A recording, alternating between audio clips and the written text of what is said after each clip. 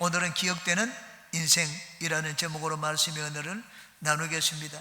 사람은 죽어서 이름을 남기고 호랑이는 죽어서 가죽을 남긴다고 합니다. 진짜 훌륭한 인생을 잘 산 사람은 어떤 사람입니까? 자기 이름을 남기는 사람입니다. 자기가 기억되는 인생이 산 사람입니다. 자기 가족과 후손들에게 기억이 되고 주위 사람들에게도 기억되는 인생을 멋있게 산 사람들입니다. 하나님은 어떻습니까? 하나님도 우리 마음에 기억되기를 원하십니다. 요단강을 건넌 뒤에 이스라엘 12지파가 돌멩이 하나씩을 가지고 오라고 했습니다. 그래서 유숙하는 곳에 두고 또 물 안에도 12개의 돌멩이를 세워놓았습니다. 후세 사람들이 저 돌이 무슨 돌이냐 물으면 하나님이 우리에게 이렇게 놀라운 일을 행하셨다.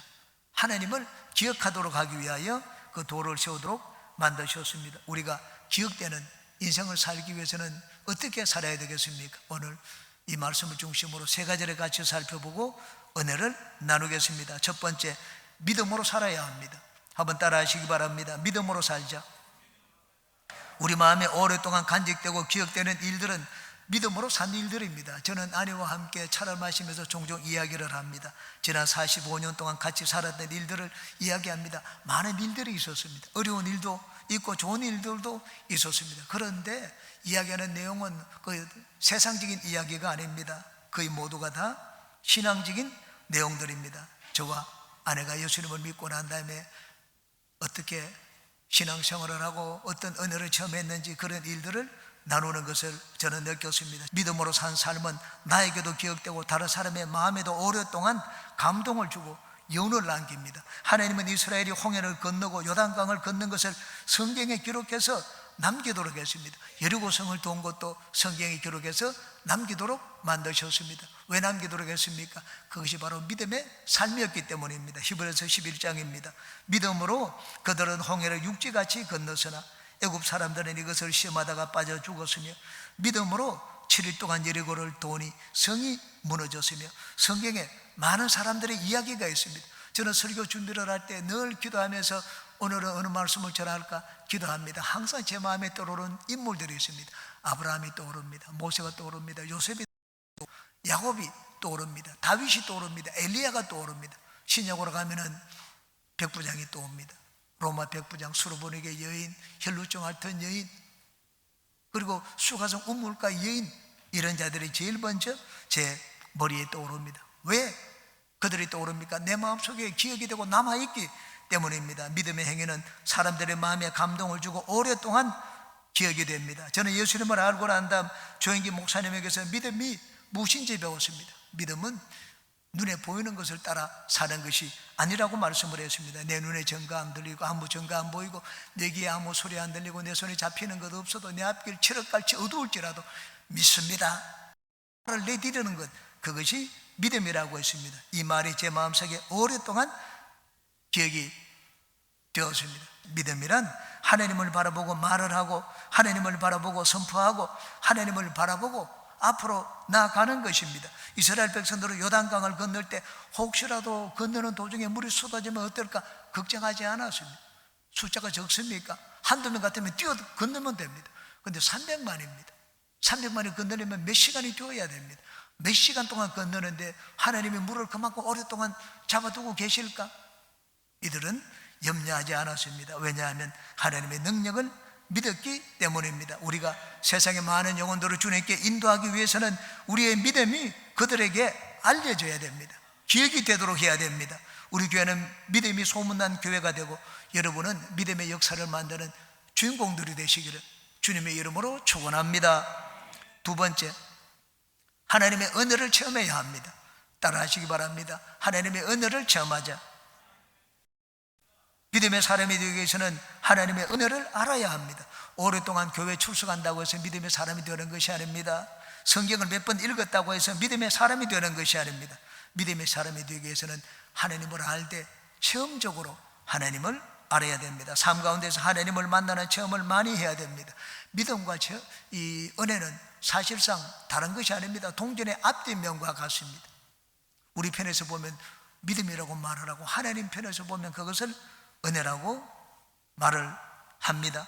그러므로 하나님의 은혜 없이 믿음의 사람이 될 수가 없고, 믿음으로 산다는 것은 하나님의 은혜를 아는 삶을 말합니다. 삶 가운데서 하나님의 은혜를 체험해서 하나님이 누구신지 아는 자가 믿음으로 사는 자입니다. 하나님은 우리에게 은혜를 베풀어서 믿음의 사람으로 만드는 이유가 어디에 있습니까? 하나님이 기억되기 위해서입니다.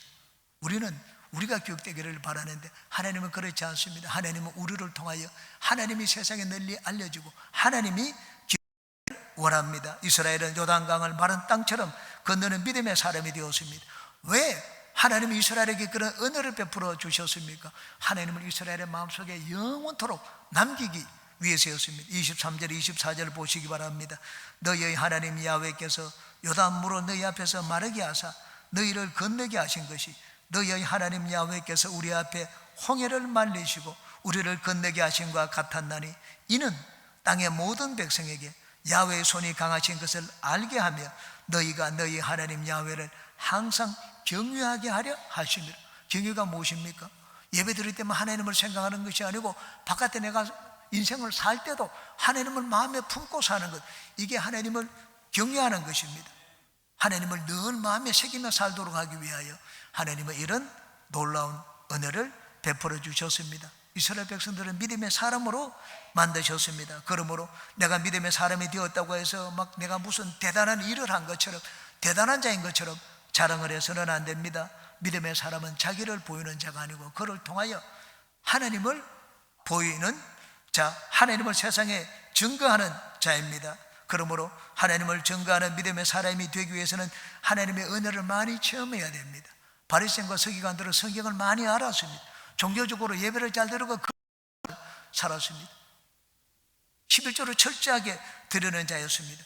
그들은 너무나 종교적인 사람이었지만 하나님의 은혜를 알지를 못했습니다. 예수님을 통하여 주시는 하나님의 은혜를 체험하지 못했습니다. 용서의 은혜를 알지 못하고 병고침의 은혜를 알지 못했습니다. 그래서 늘 예수님을 대적했습니다. 그러나 세리와 창기들은 달라. 세리와 창기들은 예수님 앞에 용서의 은혜를 체험했습니다. 병고침의 은혜를 체험하고 그 삶에서 귀신을 쫓아내어주는 그런 은혜를 체험했습니다. 오히려 믿음의 사람이 되었습니다. 예수님이 말씀을 하셨습니다. 바리새인과 서기관들을 두고 말씀을 하시기를 너희들보다 이 세리와 창기가 먼저 하늘나라에 들어간다. 더 믿음의 사람이라는 말입니다. 하나님은 우리에게 모든 은혜를 주시되 십자가 예수 그리스도와 성령을 통하여 우리에게 은혜를 주셨습니다. 그러므로 하나님의 은혜를 체험하기 위해서는 우리가 이 두 가지를 늘 마음에 새겨야 됩니다. 십자가에 달린 예수 그리스도와 성령입니다. 예수님은 우리 인생에 필요한 모든 것을 채우기 위해서 십자가에서 값을 지불했습니다. 내 필요한 것이 무엇입니까? 그것을 내가 얻기 위해서는 돈을 지불해야 됩니다. 값을 치러야 됩니다. 그런데 예수님은 십자가에서 피로 모든 값을 다 지불해 놓았습니다. 제가 서울에 있을 때 아내의 심부름을 종정했습니다. 여보, 당신 집에 올 때 그 마트에 들러가지고 내 이름으로 된 바구니가 있으니까 그거 바구니에 있는 거 좀 가지고 오세요. 무거우니까 당신이 좀 그렇게 얘기를 합니다. 그럼 제가 아내에게 묻습니다. 돈은 내가 지불했어요. 가가지고 바구니 보면 김영란이라고 위에 이 종이가 얹혀 있었습니다. 이거 제가 가져가도 됩니까? 가져가라고 그러더라고요. 돈은 다 이미 지불했기 때문입니다. 여러분, 우리 인생에 필요한 것이 무엇입니까? 그것을 얻기 위하여 내가 피땀 흘려 애쓰기 전에 먼저 예수 그리스도의 십자가 안에 감사해야 됩니다. 내가 필요한 그것을 예수님은 이미 값을 다 지불해 놓았습니다. 그러므로 나가서 땀을 흘리고 애써서 구하기 이전에 먼저 예수님 앞에 감사의 기도를 드려야 됩니다. 또한 하나님의 은혜를 체험하며 살기 위해서는 성령 하나님과 함께 인생을 살아야 됩니다. 예수님의 제자들이 예수님과 함께 있을 때 제자들은 칭찬받지 않았습니다. 늘 그렇습니다. 그런데 구중한 내용의 주제가 믿음이었습니다. 믿음이 없는 자들아, 믿음이 적은 자들아, 너희가 믿음이 겨자씨 하늘만큼으로 있었으면 이 산들을 들려 바다에 던지라고, 그것이 이룰 줄 믿고 마음에 의심하지 않으면 그대로 되었을 것이라, 그렇게 말씀을 했습니다. 그런데 오순절날 성령을 받고 난 다음에 제자들의 삶이 달라졌습니다. 베드로는 성전 미문 앞에서 구걸하는 그 남에서 안전병이 된 자를 보고는 손을 잡고 일으켰습니다. 은과 금은 내게 없지만 내게 있는 것으로 너에게 주느니 곧 나사렛 예수 이름으로 일어나, 그러라고 했습니다. 베드로에게 그런 믿음이 생겼습니다. 그러자 그가 즉시로 일어났습니다. 그 정도가 아니었습니다.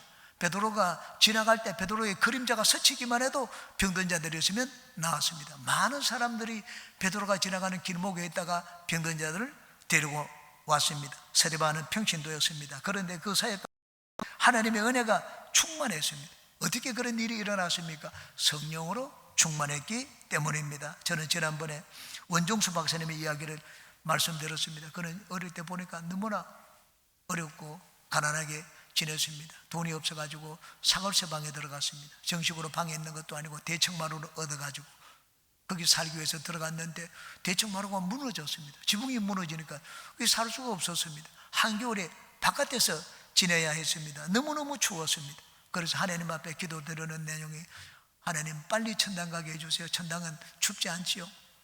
하나님 앞에 천당은 춥지 않을 테니까 빨리 천당 가게 해달라고 기도를 했습니다. 그런데 하루는 윤든조사라는 분이 이 집 앞을 지나다가 이 가정에 들렀습니다.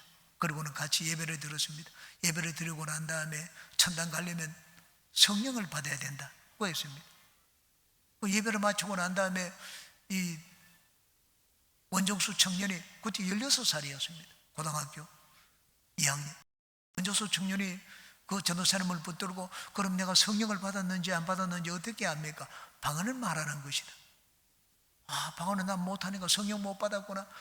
길을 쓰고 성령을 받기 위해서 눈물 콧물 다 흘렸습니다. 하나님이 원종수 학생에게 성령을 부어주셨습니다. 이분이 어디든지 가는 곳마다 자기가 성령 받은 이야기를 합니다. 그런데 꼭 방언을 받아야지 성령 받았다고는 나는 그것을 믿지 않는다, 그렇게 말을 합니다.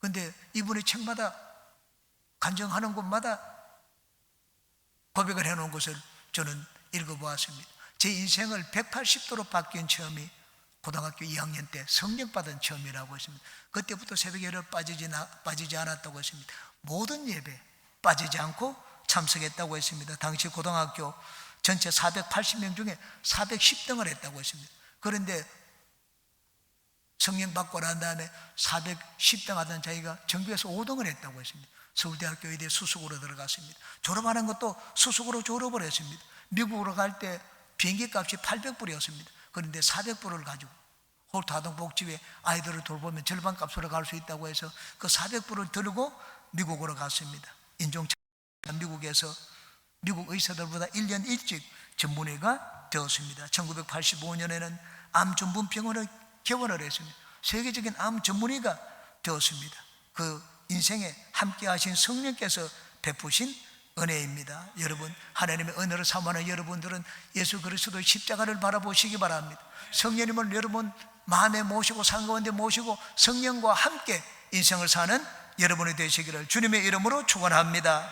세 번, 나누고 베풀며 선을 행하며 사시기 바랍니다. 한번 따라 하시기 바랍니다. 나누고 베풀며 선을 행하며 살자. 자기를 위하여 사는 인생을 기억해 주는 사람은 없습니다. 다른 사람의 유익을 구하며 선을 베풀며 사는 인생이 기억되는 인생입니다. 사도행전에 보면 욥바의 다비다라는 여인이 있었습니다. 병들었습니다. 죽었습니다. 그런데 많은 사람들이 그 욥바 근처 루다에 불과 얼마 되지 않은 그곳에 베드로가 있다는 이야기를 소문을 들었습니다. 사람들이 모였습니다. 우리 빨리 사람을 보내가지고 이 베드로를 초청하자. 베드로는 죽은 사람도 살리는 주종이 아니냐? 사람들을 보내었습니다. 가가지고 베드로에게 간청했습니다. 죽었지만 지금 다락방에 놓고 기다리고 있다고 했습니다. 베드로는 두말하지 않고 그들과 함께 갔습니다. 다락방에 올라갔더니 많은 사람들이 베드로에게 그녀를 살려달라고 눈물로 했습니다. 이렇게 했습니다. 사도행전 9장입니다. 베드로가 일어나 그들과 함께 가서 이르매 그들이 데리고 다락방에 올라가니 모든 과부가 베드로 곁에 서서 울며 돌아가가 그들과 함께 있을 때 지은 속옷과 겉옷을 다 내어 보이거늘. 베드로는 이 다비다가 행한 선행을 보았습니다. 그 마음이 감동을 받았습니다. 다락방에 들어가서 다비다야 일어나라 말씀을 하시니까 다비다가 자리에 일어나 앉아 눈을 뜨게 되었습니다. 다비다는 병들어 죽었지만 사람들은 그녀를 잊지를 않았습니다. 왜냐하면 그녀가 행한 선행 때문이었습니다. 그래서 죽은 그녀를 살려달라고 베드로를 찾아가서 간청을 했습니다. 우리는 도움을 받고 은혜를 입으면 그 사람을 기억합니다. 물론 세상에는 은혜를 입고도 원수처럼 여기는 사람이 있습니다. 그런데 그런 사람은 그렇게 많지 않습니다. 도움을 받으면, 내가 은혜를 입으면 그 사람을 기억합니다. 제 평생에 오랫동안 기억되는 인물이 있습니다. 예수님을 믿지 않았을 때입니다. 어릴 때 일입니다. 초등학교 4학년 때 담임 선생님입니다. 유석재 선생님이셨는데, 이분이 가정 방문으로 저를 건너방에 건너가게 하고 난 다음에 문을 닫고는 저희 어머니에게 말씀을 했습니다. 저는 몰래 기어가서 무슨 말씀을 하는지 엿들었습니다. 학교에서 저는 벌레그리스 때 1학년 때부터 올라갔습니다. 그런데 저희 어머니에게 담임 선생님이 이런 말씀을 하셨습니다. 내가 보니까 현근이 저 녀석이 장난은 많이 치는데 머리는 좋습니다. 공부만 하면 아주 잘하라 입니다. 제가 들으라고 저한테 들리기까지 그렇게 얘기했습니다. 저는 그 말을 듣고 그날 밤에 잠을 자지를 못했습니다. 진짜 내가 머리가 좋으냐, 내가 공부를 하면 나도 잘할 수 있는가. 그때부터 저는 매일 하던 싸움질을 하지를 않았습니다. 그리고는 싸움질하는 그 공터를 와는 다른 길로 멀리 돌아오지만 돌아서 집으로 왔습니다. 매일 학교에서 돌아오면 복습을 했습니다. 한 달 뒤에 반에서 2등을 했습니다. 그 이후로부터 저는 싸움질을 하는 아이에서 공부를 잘하는 우등생으로 바뀌었습니다. 우리가 선을 행하는 데는 물질이 필요합니다. 그런데 물질로만 우리가 선을 행하는 것이 아닙니다. 나의 시간도 있고 내 손길도 있고 손도 있고 내 입술에 말도 있습니다.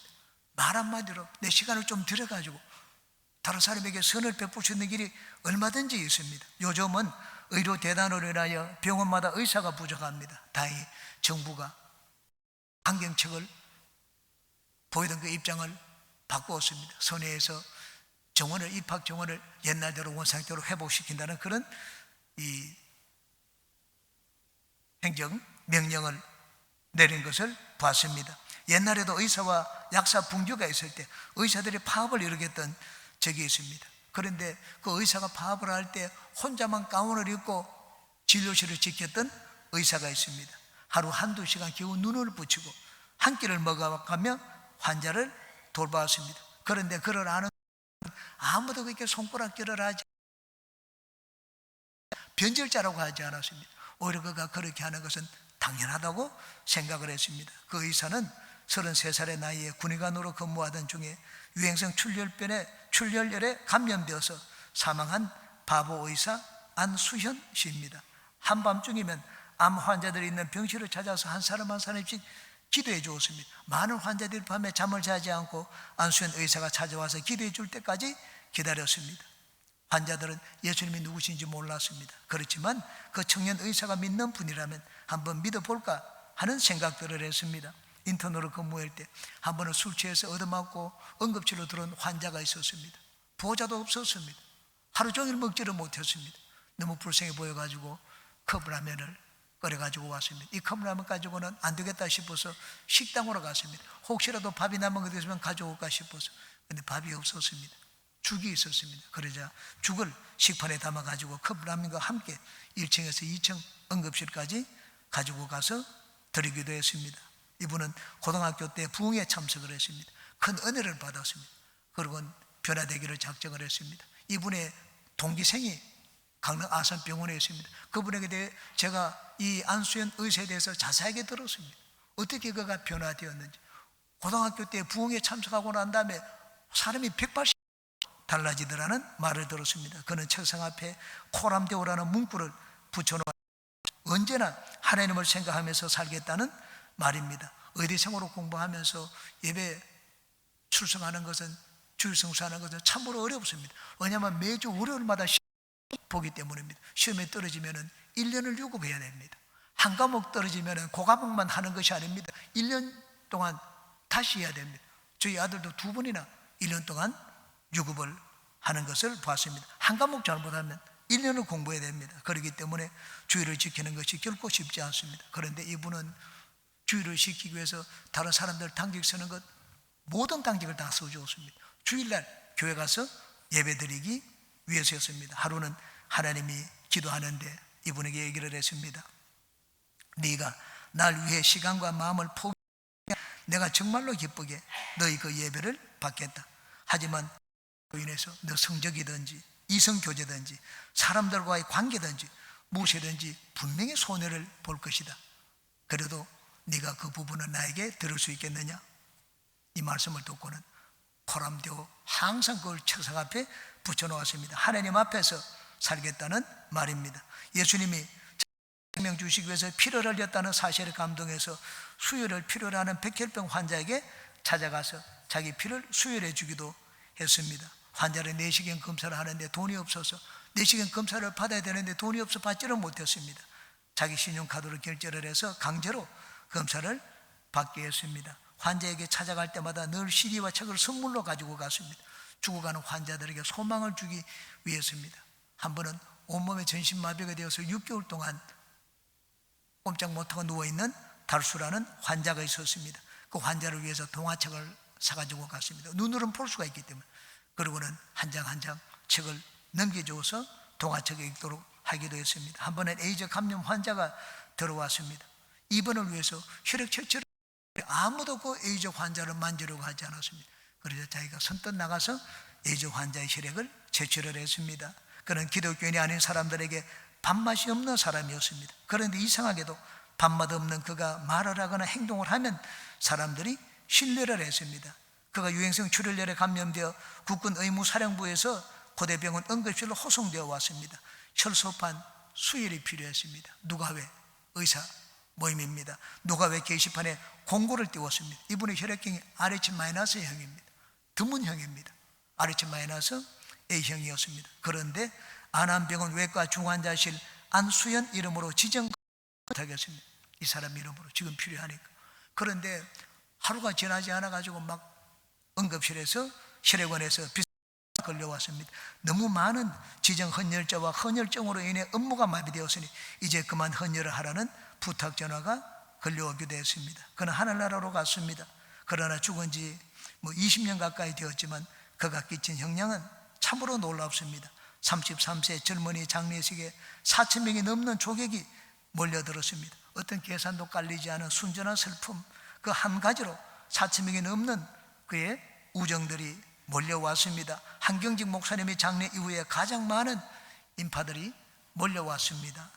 장례식장이 아니라 마치 결혼식장 같았습니다. 의사들, 간호사들, 병원 직원들, 교회 선후배들, 예훈 동역자들, 대학부 제자들, 군인들 등등. 그 안에는 병원 청소하시는 분, 식당 아줌마, 침대 미는 도우미, 매점 앞에서 구두 닦는 분도 계셨습니다. 그 한 분 한 분에게 안수 형제가 베푼 사랑의 이야기가 들어있었습니다. 구두 닦는 분은 자신에게 평생 허리를 굽혀 공손하게 인사한 분은 이분이 처음이라는 말을 했습니다. 현대의학의 아버지라고 불리우는 윌리엄 오슬러는 훌륭한 의사는 병을 치료하지만 위대한 의사는 환자를 치료한다고 했습니다. 이 청년 안수에 드리는 처박은 누가 봐도 환자를 치료하는 최고의 명약이었습니다. 글을 쓰고 항상 글을 마무리할 때는 자기의 아이디를 거기 남겼습니다. 이분의 아이디가 스티그마입니다. 스티그마는 예수의 흔적이라는 뜻입니다. 그는 예수님을 닮은 사람, 예수님의 흔적을 지닌 사람, 예수님을 생각나게 하는 사람으로 살다가 하늘나라로 갔습니다. 그런데 이분은 아직도 제 마음에 살아 있습니다. 그뿐만 아니라 많은 분들의 마음에 살아 있습니다. 우리는 다 사람들에게 기억되는 인생을 살기를 원합니다. 하나님의 은혜를 알고 하나님의 은혜를 많이 체험해서 믿음의 사람이 되고 그리고 내 것을 나누고 베푸는 선한 사람이 되어서 여러분의 삶이 많은 사람에게 기억되는 인생이 되시기를 주님의 원합니다.